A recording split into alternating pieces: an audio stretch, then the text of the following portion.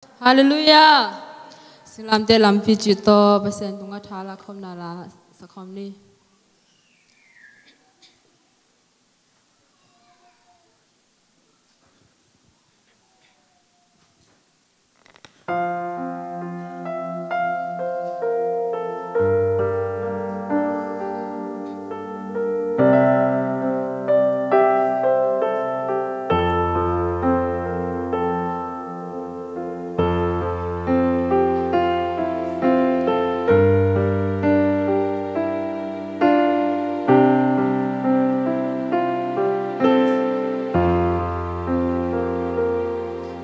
Hắc sân na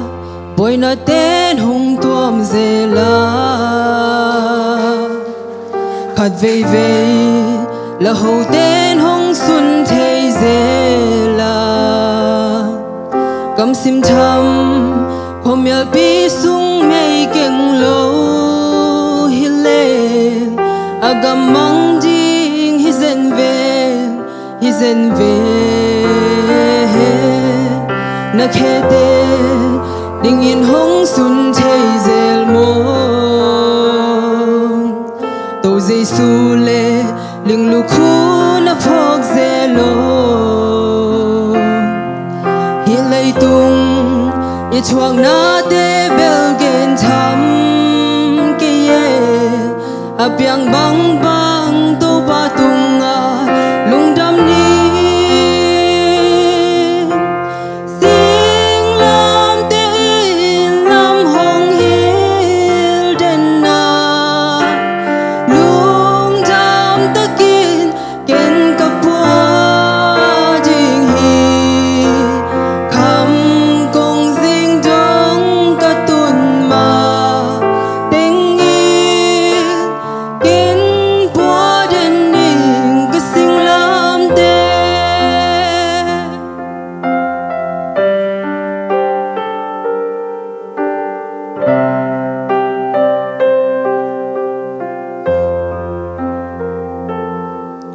kapay na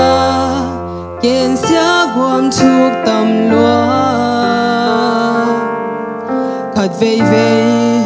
kalam pi si khial dek zeli khasyang tho in ke hong ton pi lo hi le agam mang jing hi zen ve na khete ling in hong sun thei zel mo to jesu le ling lu khu na phok zelo hi lei tung i chuang na te bel gen tham ke ye apiang bang bang to pa tung a lung dam ni